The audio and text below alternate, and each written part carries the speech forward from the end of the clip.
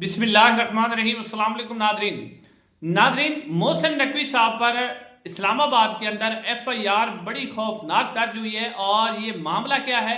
मामला नादरीन मदनी मस्जिद वाला है। बहुत ही खतरनाक सूरत हाल अख्तियार कर चुका है।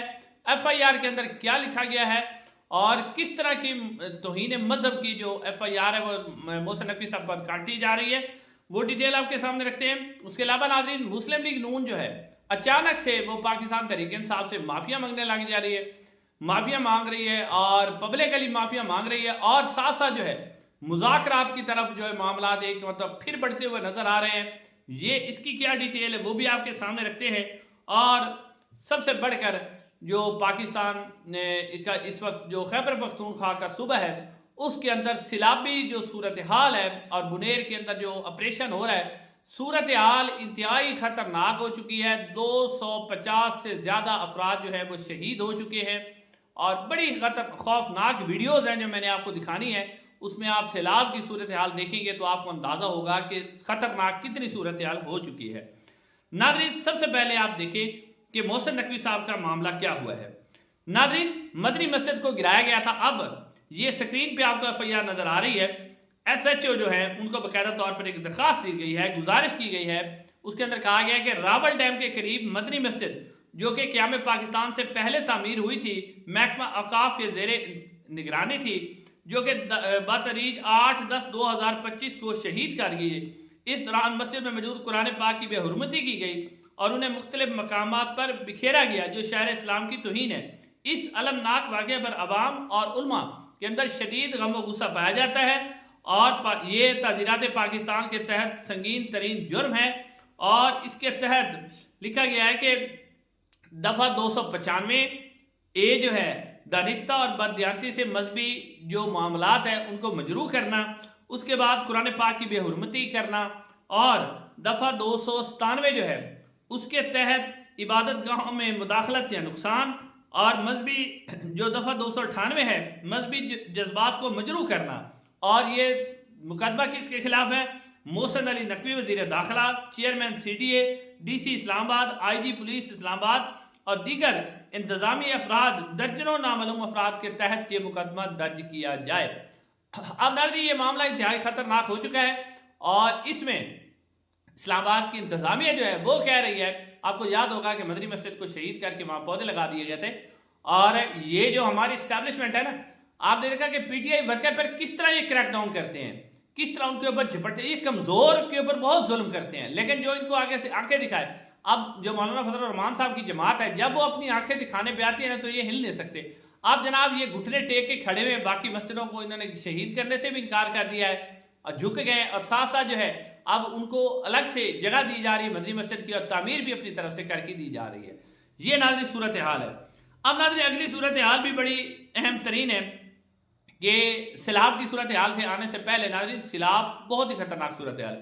लेकिन सबसे पहले देखिए कि आज असम्बली के अंदर जो सेनेट है उसके अंदर आजम नजीर तारड़ साहब, पाकिस्तान तहरीक इंसाफ के जितने भी अरकान असम्बली थे, वो जनाब लेकर आए थे क़यादत मोहम्मद अली जिन्ना की तस्वीरें। क्योंकि जो भी सरकारी तकरीबात हुई थी आपने देखा था कि उसके अंदर फील्ड मार्शल साहब की तो तारीफें की गई थी।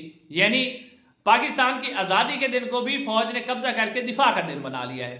पहले 6 सितंबर पर कब्जा किया हुआ है, 23 मार्च पर भी कब्जा किया। वो 23 मार्च जो है आप देखिए वो यौम पाकिस्तान है, उसके ऊपर भी परेड की जा रही है, वो भी सारा कब्जा कर लिया। अब 14 अगस्त रह गया तो उसके ऊपर भी कब्जा कर लिया है।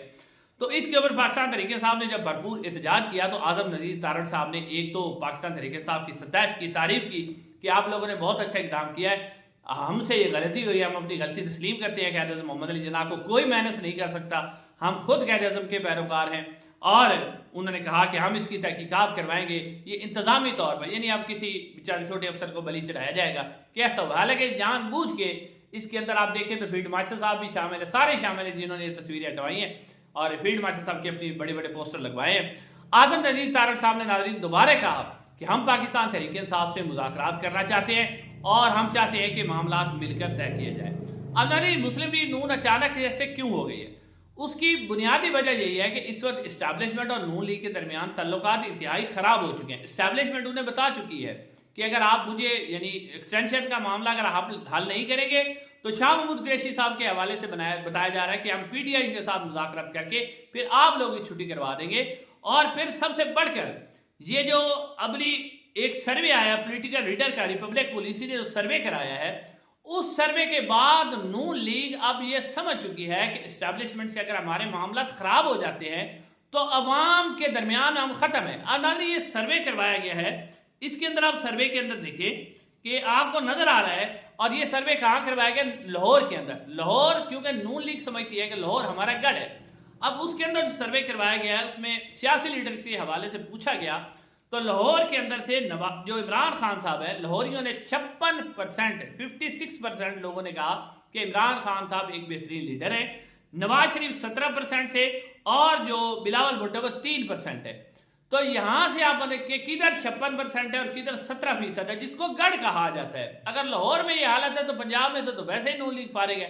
तो नून लीग को अब समझ आ चुकी है कि अगर हम पीटीआई के साथ मामला ठीक नहीं करते और इस्टेब्लिशमेंट भी हमें धक्का दे देती है, और जो उसने दे ही देना है, इस्टेब्लिशमेंट पाकिस्तान की इस्टेब्लिशमेंट का ये रूल रहा है कि वो ज्यादा देर किसी के साथ नहीं रहते। आपने देखा कि इमरान खान की हुकूमत के 3 महीने बाद ही उन्होंने साजिश शुरू कर दी थी।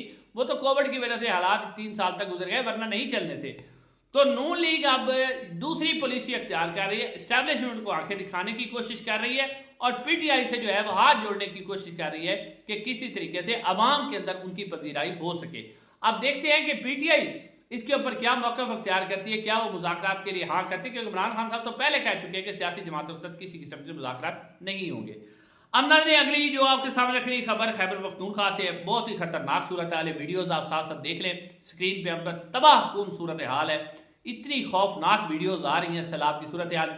लेकिन एक बात मैं आपको बताता चलूँ कि वो लोग जो मादनियात तो खैबर पख्तूनख्वा से निकालना चाहते हैं, वहाँ लोगों को शहीद भी कर रहे हैं, लेकिन अभी जो इमदादी कार्रवाई है उसमें वो लोग कहीं नजर नहीं आ रहे जो मादनियात के हसूल के लिए तो खैबर पख्तूनख्वा में पहुंचे हुए हैं, लेकिन यहाँ पर वो नजर नहीं आ रहे। अब नजर सूरत हाल है कि खैबर पख्तूनख्वा के मुख्तलिफ इलाकों में जो है लैंड स्लाइडिंग, सैलाबी रेलों और बड़े पैमाने पर तबाही से तकरीबन 250 के करीब अफराद जो है वो अब तक शहीद हो चुके हैं। और एक और खैबर पख्तूनख्वा की हुकूमत जो है उसके 2 हेलीकॉप्टर थे, उनमें से एक हेलीकॉप्टर जो इब्तदाई तौर पर खबरें सामने आई है जिसका मलबा भी मिल गया है, वो नाजरीन एक जगह पर क्रश कर गया, और क्रश करने के नतीजे में 3 अफराद उसके अंदर शहीद हो गए। अब इसके ऊपर जो है सूबाई हुकूमत ने जो है शोक का भी ऐलान किया है, और सूबाई हुकूमत अपना पूरा जोर लगा रही है किसी तरीके से इस वक्त सूरत हाल को कंट्रोल करने के लिए। अब मजमूई तौर पर 50 करोड़ रुपए से ज्यादा नुकसान हो चुका है हालिया बारिशों की वजह से, और ज्यादा नुकसान जो है वो जिला जो बुनेर है उसके अंदर हुआ है, और जिला बाजोड़ में बटग्राम मनसहरा को भी, इसके अलावा यहाँ पर बहुत ज्यादा नुकसान हुआ है। और अब तक जो शहादतें की गई हैं, शहादतें हुई उसमें बुनेर में सबसे ज्यादा अफराद शहीद हुए, जिसमें 78 अफराद की इतला आ चुकी है, बाजोड़ में 21, बटग्राम में 15, उसके अलावा मनसहरा में 14, सवात में 11, लोअर दीर में 5 और शांगला में 2 अफराद के शहीद होने की इतलात है। खैबर पख्तूनख्वा की जो रेस्क्यू 112 है वो भी आपने वीडियोस में देखा कि किस तरह वो स्टूडेंट्स को वो निकालने की कोशिश कर रही है, और पूरी कोशिश की जा रही है। लेकिन क्योंकि खैबर पख्तूनख्वा पहाड़ी इलाका है, पहाड़ों का रेला, पहाड़ों का जो सैलाब आता है उसके अंदर बड़े बड़े पत्थर होते हैं, जिसकी वजह से ज़्यादा नुकसान होता है। तो अल्लाह ताला से दुआ है कि अल्लाह ताला हमारे खैबर पख्तूनख्वा की अवाम की मदद फरमाए और अल्लाह ताला उनके लिए आसानियाँ पैदा फरमाए। इंशाल्लाह अगली वीडियो में मुलाकात होगी। अस्सलाम वालेकुम।